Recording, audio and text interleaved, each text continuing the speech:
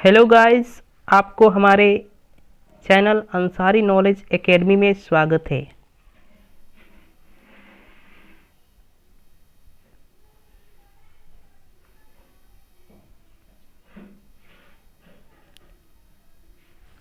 हाँ तो गाइस, आज की इस वीडियो में हम कार्बनिक रसायन का संपूर्ण नोट्स प्रोवाइड करेंगे जो आपके आने वाले एग्ज़ाम के लिए बहुत ज़्यादा फायदेमंद होगी।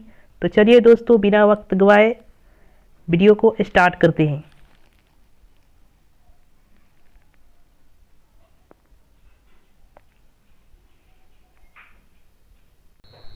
पहला क्वेश्चन है कार्बनिक रसायन।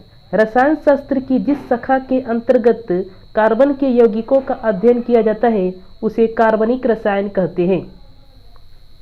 दूसरा क्वेश्चन है जीवन शक्ति का सिद्धांत, विटाल्स फोर्स थ्योरी। स्वीडन के रसायन शास्त्री बर्जीलियस ने 1815 ईस्वी में एक सिद्धांत का प्रतिपादन किया जिसे जीवन शक्ति का सिद्धांत कहते हैं। इस सिद्धांत के अनुसार उन्होंने बतलाया कि जैव पदार्थों में उपस्थित एक अदृश्य शक्ति के प्रभाव से ही कार्बनिक यौगिकों की उत्पत्ति होती है। इस अदृश्य शक्ति का नाम जीवन शक्ति पड़ा। अगला क्वेश्चन 3 नंबर आते हैं। तो प्रयोगशाला में यूरिया का संश्लेषण। सन 1828 ईस्वी में जर्मनी के प्रसिद्ध रसायन शास्त्री वेहलर ने प्रयोगशाला में यूरिया का संश्लेषण अमोनिया साइनेट को गर्म करके किया, जिसका रिएक्शन नीचे दिया गया है। NH4CnO जिसको उष्मा देते हैं तो NH2CO NH2 में बदल जाता है। इसमें अमोनिया साइनेट को उष्मा देते हैं तो यूरिया में बदलता है। इस प्रकार से प्रयोगशाला में यूरिया का संश्लेषण किया गया। अगला क्वेश्चन आते हैं तो देखते हैं कार्बनिक यौगिकों के कुछ गुण। सबसे पहला गुण है कार्बनिक यौगिक में कार्बन अवश्य रहता है। इसके अतिरिक्त इन यौगिकों में हाइड्रोजन, ऑक्सीजन, नाइट्रोजन तथा हाइलोजन भी रहते हैं। कार्बनिक यौगिक कार्बनिक विलायकों में प्रायः विलेय होते हैं लेकिन जल में अविलेय होते हैं। इनका द्रव्यमापक और क्वथनांक निम्न होता है। ये विलयन में आयन नहीं देते हैं। ये विद्युत के कुचालक होते हैं। ये सहसंयोजक यौगिक बनाते हैं और अधिकांश कार्बनिक यौगिक समयवता प्रदर्शित करते हैं। 5वें नंबर क्वेश्चन की तरफ आते हैं तो देखते हैं कि कार्बनिक यौगिकों के सूत्र व्यक्त करने की विधि। कार्बनिक यौगिकों के सूत्र व्यक्त करने की मुख्यतः 3 विधियां हैं।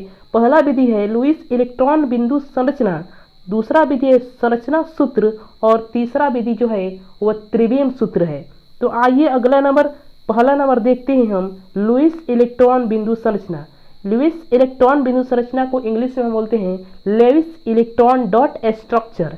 इस विधि में इलेक्ट्रॉनों को परमाणु के संकेत के चतुर्दिक बिंदुओं के द्वारा दर्शाया जाता है। जैसे में आप CH4 को देखते हैं तो CH4 में जो है 1 कार्बन और 4 हाइड्रोजन है, जिसमें क्रॉस वाली जो बिंदु है वो कार्बन की संयोजकता को प्रदर्शित करती है तथा डॉट वाली जो बिंदु है वो हाइड्रोजन की संयोजकता को प्रदर्शित करती है। इस प्रकार से अपनी संयोजकता का आपस में क्या करते हैं, साझा करते हैं। इस प्रकार से साझा करने से लेविस इलेक्ट्रॉन बिंदु संरचना बनता है।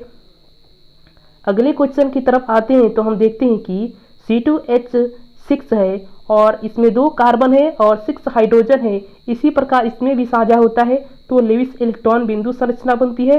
और C2H4 में देखते हैं तो कार्बन जो होता है अपनी साझा करने के लिए क्या करता है, अपने कार्बन का भी इस्तेमाल करता है तो 2 बार अपने कार्बन से साझा करता है। इसी प्रकार C2H2 को भी देखते हैं तो इसी प्रकार से साझा होने से क्या होता है कि 2 कार्बन है और 2 हाइड्रोजन है, साझा करते हैं तो लेविस इलेक्ट्रॉन बिंदु संरचना बनता है। अब आते हैं दूसरे नंबर है कार्बनिक यौगिकों को सूत्र व्यक्त करने की विधि में। तो एक स्ट्रक्चरल फार्मूला जिसे संरचना सूत्र के नाम से जानते हैं। संरचना सूत्र में 2 परमाणुओं के बीच के बंधन इलेक्ट्रॉन को एक रेखा द्वारा दर्शाया जाता है, जिसे आप कोष्टक में देख सकते हैं। अब आइए जैसे में इसको देखते हैं तो CH4 में 1 कार्बन और 4 हाइड्रोजन है। तो हम यह जानते हैं हमेशा कि कार्बन हमेशा 4 ही बॉन्ड बनाता है, तो चारों बॉन्ड में जो होते हैं सभी हाइड्रोजन आकर के जुड़ जाते हैं। इस प्रकार अगर देखते हैं C2H6 में तो C2H में 2 कार्बन है, 6 हाइड्रोजन है। तो इस प्रकार से क्या करते हैं, इसमें भी साझा होती है। तो कार्बन अपने चारों बॉन्ड को पूर्ण करते हुए 6 हाइड्रोजन को क्या करता है, अपने और क्या करता है, रख लेता है। इसी प्रकार C3H8 को भी देखा जाए तो 3 कार्बन और 8 हाइड्रोजन है, तो इस प्रकार से इसकी भी संरचना बन जाती है। इस प्रकार C2H4 को देखा जाए तो कार्बन अपनी संयोजकता पूर्ण करने के लिए डबल बॉन्ड बनाता है, क्योंकि इसमें 4 ही हाइड्रोजन है, तो 4 हाइड्रोजन तो इसकी संयोजकता को 4 बार में पूर्ण कर देते हैं, लेकिन इसकी संयोजकता फिर से बच जाती है, तो इसी संयोजकता को पूर्ण करने के स्वयं में एक जो होता है डबल बॉन्ड बनाता है। अगर इसी प्रकार C2H2 में देखा जाए तो इसमें ट्रिपल बॉन्ड बनाता है, क्योंकि 2 ही हाइड्रोजन है और 2 हाइड्रोजन होने की वजह से कार्बन यहाँ ट्रिपल बॉन्ड संयोजकता पूर्ण करने के लिए बनाता है। अब आते हैं अगला फार्मूला के बारे में, तो त्रिविम सूत्र 3 डायमेंशनल फार्मूला। इसमें ठोस रेखाएं कागज के सतह पर, डॉटेड रेखाएं कागज सतह के पीछे तथा वेज रेखाएं जिसे कोष्टक में दिखाया गया है कागज सतह के ऊपर दर्शाए जाते हैं। जैसे में आप देख सकते हैं CH4 में तो एक कार्बन है, 4 हाइड्रोजन है, इसकी संयोजकता के अनुसार इसे त्रिविम रूप में इस प्रकार से दर्शाया गया है, त्रिविम रूप में इस प्रकार से दर्शाया गया है। आप देख सकते हैं कि इसमें क्या हुआ है कि लाल वाली जो रेड वाली रेखाएं है वे ठोस रेखाएं है, और जो डॉटेड में दी गई है ब्लू कलर की वो डॉटेड रेखाएं है, तथा जो गाढ़े रूप में दिखाई गई है ब्लैक कलर में वो एक प्रकार की क्या है, वेज रेखा है। इसी प्रकार अगले क्वेश्चन की तरफ आते हैं तो हम देखते हैं क्रियाशील समूह। किसी कार्बनिक यौगिक में उपस्थित वह समूह जिस पर यौगिक का रासायनिक गुण निर्भर करता है उस यौगिक का क्रियाशील समूह कहलाता है। कार्बनिक यौगिकों में उपस्थित कुछ क्रियाशील समूह को हम देखते हैं। एक तरफ कार्बनिक यौगिक लिखेंगे, दूसरे तरफ क्रियाशील समूह लिखेंगे। एल्कोहल का क्रियाशील सबसे पहला है एल्कोहल। एल्कोहल का क्रियाशील समूह OH होता है। ईथर का क्रियाशील समूह O होता है। एल्डिहाइड का क्रियाशील समूह CHO होता है। कीटोन का क्रियाशील समूह CO होता है। कार्बोक्सिलिक एसिड यानी कार्बोक्सिलिक अम्ल का क्रियाशील समूह COOH होता है। एस्टर का क्रियाशील समूह COOR होता है। एमीन का क्रियाशील समूह NH2 होता है, और एल्काइल हाइलाइड का क्रियाशील समूह हाइड्रोजन के सभी तत्वों यानी Cl, Br, आयोडीन ये ETC हो सकते हैं। अब आते हैं अगला क्वेश्चन की तरफ, तो देखते हैं हम क्या नाम है क्वेश्चन का, तो वो है क्वेश्चन समजातीय श्रेणी। समजातीय श्रेणी देखते हैं, तो समजातीय श्रेणी को देखते हैं तो कार्बनिक यौगिकों के गुणों का अध्ययन सुचारू रूप से करने के लिए बनाई गई वैसी श्रेणी जिनके किन्हीं 2 क्रमागत यौगिकों के अणु सूत्रों में CH2 का अंतर होता है समजातीय श्रेणी कहलाती है। समजातीय श्रेणी में जो होता है 2 क्रमागत कार्बनिक यौगिक होते हैं जिसके 2 क्रमागत क्रमागत यौगिकों के बीच CH2 का अंतर होता है। अगले क्वेश्चन पर आते हैं तो कार्बनिक यौगिकों के नामकरण की विधियाँ। कार्बनिक यौगिकों के नामकरण की निम्नलिखित 2 विधियाँ होती है। पहला नंबर साधारण प्रणाली जिसे अंग्रेजी में हम बोलते हैं कॉमन सिस्टम, और दूसरा नंबर IUPAC प्रणाली जिसे हम IUPAC के नाम से भी जानते हैं। इसका फुल फॉर्म होता है international union of pure and applied chemistry. अब अगले क्वेश्चन की तरफ आते हैं तो साधारण प्रणाली। इस प्रणाली में कार्बनिक यौगिकों का नामकरण उनके प्राप्ति स्रोत के आधार पर रखे गए हैं। जैसे फार्मिक अम्ल को HCOOH को सर्वप्रथम लाल चींटी से प्राप्त किया गया था। लैटिन में लाल चींटी को फार्मिकस कहते हैं। इस प्रकार से फार्मिक अम्ल की नामकरण हुआ। अब है नामकरण की IUPAC प्रणाली। नामकरण की IUPAC प्रणाली में कार्बन की संख्या को लैटिन नामों से सूचित किया जाता है। जैसे में एक तरफ एल्क लेंगे, दूसरे तरफ नेम लेंगे। एल्क के मतलब होता है कार्बन की संख्या। आप देख सकते हैं नीचे नोट में लिखा है, तो C1 के लिए मेथ लिखते हैं, C2 के लिए एथ लिखते हैं, C3 के लिए प्रोप लिखते हैं, C4 के लिए ब्यूट लिखते हैं, C5 के लिए पेंट लिखते हैं, C6 के लिए हेक्स लिखते हैं, C7 के लिए हेप्ट लिखते हैं, C8 के लिए ऑक्ट लिखते हैं, C9 के लिए नॉन लिखते हैं, C10 के लिए डेक लिखते हैं, C11 के लिए ऑनडेक लिखते हैं, C12 के लिए डूडेक लिखते हैं। और अल का अर्थ है जो कार्बन की संख्या। आप देख सकते हैं नीचे कुछ सामान्य कार्बनिक यौगिकों का नामकरण।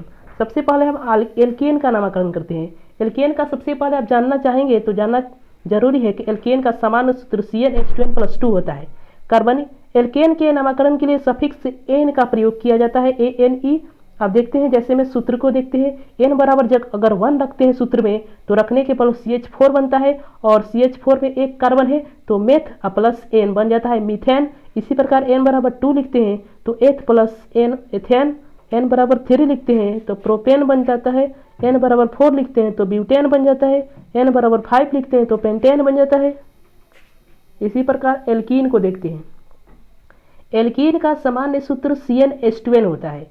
एल्कीन के नामकरण के लिए सफिक्स इन का प्रयोग किया है, इन का प्रयोग। जैसे में हम n बराबर, एल्कीन में n बराबर हम n का मान जो है 2 ही रख सकते हैं, 1 नहीं रख सकते हैं, क्योंकि इसमें 1 रखेंगे तो ये अपरिभाषित हो जाएगा। इसीलिए n बराबर 2 से शुरू करते हैं। n बराबर जब 2 रखते हैं तो सूत्र के अनुसार यह बन जाता है C2H4 और इसका जो IUPAC नाम बन जाता है एथ प्लस इन बन जाता है एथीन। और n बराबर 3 के लिए प्रोपीन बन जाता है, n बराबर 4 के लिए ब्यूटीन बन जाता है, n बराबर 5 के लिए पेंटीन बन जाता है। इस प्रकार से आप जो है n बराबर 6, 7, 8, 9, 10 रख करके आप क्या कर सकते हैं, अपना अभ्यास कर सकते हैं। आइए एल्काइन के बारे में जानते हैं। एल्काइन का समान CnH2n-2 होता है। एल्काइन के नामकरण के लिए सफिक्स वाइन का प्रयोग किया जाता है। जैसे में n बराबर 2 जब रखते हैं तो इसका सूत्र बनता है C2H2 जिसका नाम हो जाता है इथाइन। इथ प्लस वाइन बराबर होता है इथाइन। n बराबर 3 रखते हैं तो C3H4 बन जाता है जिसका नाम बन जाता है प्रोपाइन। और n बराबर 4 रखते हैं तो इसका नाम बन जाता है ब्यूटाइन। अब है कुछ अन्य उदाहरण जो है IUPAC नाम लिखने के लिए करेंगे। आइए देखते हैं निम्नलिखित का IUPAC नाम लिखे। सबसे पहला है CH3 single one, CH2 single one, CH2 single one, CH2 single one, CH3। इसमें सबसे पहले हम गिनते हैं कार्बन की संख्या कितनी है। तो कहते हैं कार्बन की संख्या 5 है तो हम क्या करेंगे, पेंट लिख देंगे 5 के लिए। और सभी एकल बॉन्ड से जुड़े हैं तो हम क्या कर देंगे, एन लगा देंगे तो इसका नाम बन जाएगा पेंटेन। इसी प्रकार दूसरा नंबर देखते हैं CH3 CH2 CH2 CH3। इसमें 4 कार्बन तो ब्यूट लिखेंगे और एन सभी एकल बॉन्ड है तो एन लिखेंगे। अब यहाँ 3 नंबर देखते हैं तो इसमें डबल बॉन्ड है। 3 नंबर में जब डबल बॉन्ड हम देखते हैं तो डबल बॉन्ड के लिए हम एल्कीन के लिए नामकरण करेंगे तो इसमें 2 कार्बन तो एथ लिखेंगे, उसके बाद से प्लस ENE यानी डबल बॉन्ड के लिए एल्कीन वाले नामकरण करेंगे तो इस प्रकार इसका नाम हो जाएगा एथीन। इस प्रकार से 4 नंबर देखते हैं तो CH3 CH double bond CH2। इसमें कार्बन की संख्या 3 है तो प्रोप लिखेंगे और डबल बॉन्ड है तो इन लिखेंगे तो इसका नाम बन जाएगा प्रोपीन। अगर आप 5 नंबर देखते हैं तो इसमें ट्रिपल बॉन्ड है और कार्बन की संख्या जो है कुल मिलाकर 5 है तो और ट्रिपल बॉन्ड जो है वो 2 पर है। जब नज़दीक के वाले तरफ से गिनते हैं तो 2 पर आता है तो इसमें 2 पेंटाइन लिखेंगे। अब देखिए कुछ ज़रूरी बातें जो है नोट्स में आपको दे दिया जाएगा। सबसे पहला बात है कि एल्केन में कार्बन के मध्य एकल बंध होता है, एल्कीन में कार्बन के मध्य द्विबंध होता है, एल्काइन में कार्बन के मध्य त्रिबंध होता है, जिसे हम कोष्टक में दिखाया गया है। आइए अगले क्वेश्चन के बारे में देखते हैं। क्रियाशील मूलकों के लिए लगाए जाने वाले सफिक्स। क्रियाशील मूलक और सफिक्स। सबसे पहले अल्कोहल यानी OH होता है, इसके लिए सफिक्स जो लगाया जाता है वो OL यानी IUPAC नामकरण करने के लिए जो लास्ट में लगाया जाता है उसे सफिक्स बोलते हैं, वो OL होता है।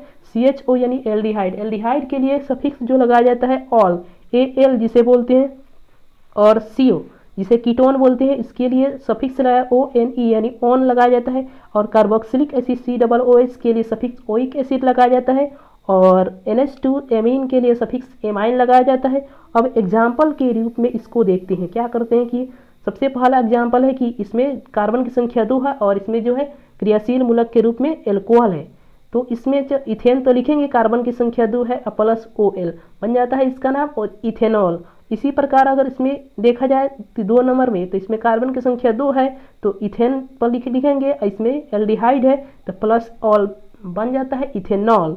तो इसमें जो है इसमें है। अब 3 नंबर देखते हैं तो 3 नंबर में कार्बन की संख्या 3 है तो प्रोपेन लिखेंगे अब प्लस ONE, प्रोपेनॉन इसका नाम बन जाता है। इसी प्रकार 4 नंबर देखते हैं तो 4 नंबर में क्या करते हैं, इसमें कार्बन की संख्या 2 है, इथेन प्लस ओइक एसिड बन जाता है इथेनोइक एसिड। और 5 नंबर कार्बन दे हैं तो इसमें कार्बन की संख्या 2 है तो इथेन प्लस एमीन बन जाता है इथेनामाइन। अगला क्वेश्चन के बारे में आते हैं तो देखते हैं कि कुछ महत्वपूर्ण यौगिकों का सामान्य सूत्र। यौगिक और सामान्य सूत्र। सबसे पहले एल्केन CnH2n+2। एल्कीन का सूत्र होता है CnH2n, एल्काइन का सूत्र CnH2n-2, एल्काइल का सूत्र एल्कील समूह का सूत्र CnH2n+1, एल्कोहल का सूत्र CnH2n+1OH, एल्डिहाइड का जो सामान्य सूत्र होता है CnH2n+1 CHO, और कार्बोक्सिलिक अम्ल का सामान्य सूत्र जो होता है CnH2n+1 COOH। अब आते हैं अगला क्वेश्चन के बारे में, हाइड्रोकार्बन। सिर्फ कार्बन और हाइड्रोजन के संयोग से बने यौगिक हाइड्रोकार्बन कहलाते हैं। कार्बनिक रसायन वस्तुतः हाइड्रोकार्बन और उसके व्युत्पन्न का रसायन है। हाइड्रोकार्बन के प्रकार, हाइड्रोकार्बन दो प्रकार के होते हैं। सबसे पहला एलिफैटिक हाइड्रोकार्बन, एरोमेटिक हाइड्रोकार्बन।